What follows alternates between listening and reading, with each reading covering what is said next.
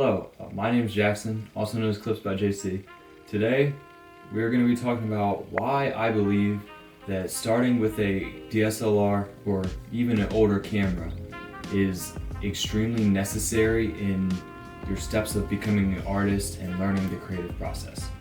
So I'm going to be breaking it down into three main reasons because those are just the main points. There's a bunch of other small reasons that I will get to later in the video. So reason number one is just learning the fundamentals of photography. I know you can learn this with the mirrorless camera, but I feel like if you have that in your hand, such a powerful tool, you're gonna want to jump to achieve things that some pros can't even do. And you're gonna want to do all this, but you haven't even mastered the basics of composition, lighting, like stuff like that. Learning the settings, learning the movements, learning what all this stuff does. Like, I still have settings on my camera that I still don't really know what they do. Just learning what that is an amazing step in becoming a great photographer, and all great photographers know that. They started. They didn't jump to pro stuff right away. They all started and mastered the basics, and I feel like the best way to do that is to start on a basic camera, or I'm not even saying like buy like a T1. I'm saying get just a older camera that limits you, because a lot of people won't limit themselves. Me personally, for a year, I shot with a Rebel T2i. If you look at my Instagram page, every post in 2024 and 2025 was shot on a Rebel T2i. So yeah, that's pretty much the main reason of why I believe that starting on an older camera is better. Just learning the basics, getting them down, making it like quick, like you just know what you're doing. That is part one of becoming a master of your art. So reason number two kind of dives back down onto reason number one, but I almost believe that this is equally as important, but mastering composition and angles and the core movements that you use in everyday photography. So first I'm talking to sports photographers right now. That could be basketball, football, even motorsports, stuff like that. Moving subjects, even wildlife photography. You're still gonna have a moving subject, so you need to learn tracking and all the stuff like that, and learning the patterns that the basketball players do when they dribble, like learning their tendencies, where they go a lot, how the game works. For races, knowing the race lines, stuff like that when they break, so you can get, like, it all just makes it easier when you're not so focused on trying to do all this fancy stuff. It will make your photos 10 times better if you just actually learn what your subject is doing.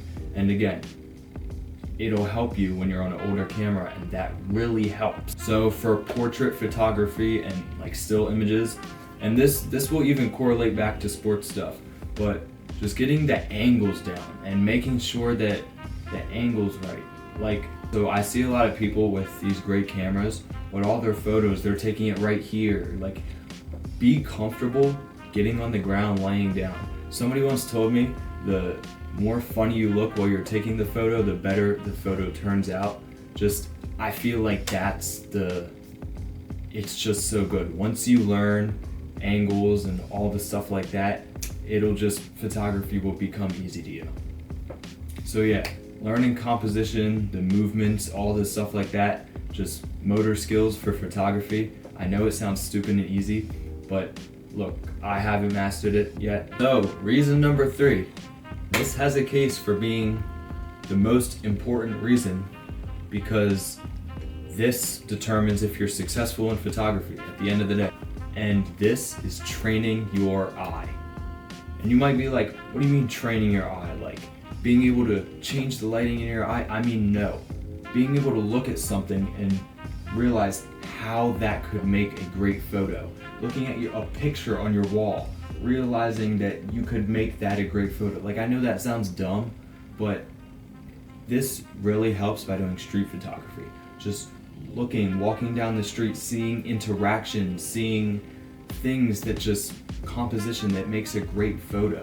Like, you can't just get that immediately. You can't teach that. You have to learn that. And I feel like with mirrorless cameras, people are so focused on quality.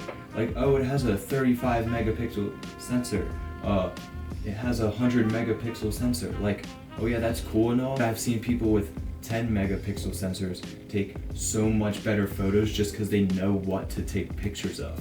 So, like, yeah, you can still do this with the mirrorless camera, but again, you're gonna wanna rush to that pro stuff right away because your camera allows you to, but you as a beginner photographer won't be able to do that. It just won't come natural to you like you think it will, because photography is one of the hardest things to master, and it takes a lot of time and training just to get good at it. So those are the three main reasons why, but we'll talk about some smaller things. So another small thing is, if you buy a cheaper camera when you first start out, you have so much room for lenses and stuff to buy and accessories. And I know people are always saying, oh, don't go all out on accessories, but look, having a great tripod comes in handy so much.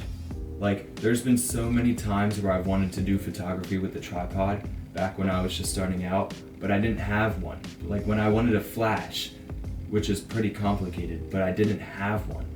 Lenses. A lot of people will go and spend $2,000, $3,000 on a camera, but then have $200 left for their lens. Like, if you buy a $500, $600 camera, maybe even cheaper, maybe a little bit more expensive, and you have money left over for a lens, that is the greatest superpower, because it will just become so much easier to you, and your photography will be so much more versatile if you have a good lens. So another small reason is that when you're just starting out, nobody's paying you $1,000 for one photo shoot. Why would you need such an expensive camera right away when you can build up your skill set and make money with a cheaper camera while being on a budget? Like, you don't need all this great stuff when nobody's forcing you to be great. You want to level up, you want to take your time. So that's it for today's video, guys. But pretty much the key takeaway from this is stop trying to be fancy right away and learn the basics. It's so simple, and I feel like learning the basics, the stuff just comes to you naturally. So do that, take your time, and become a good photographer. I'm Jackson, or Clips by JC. Have a good night.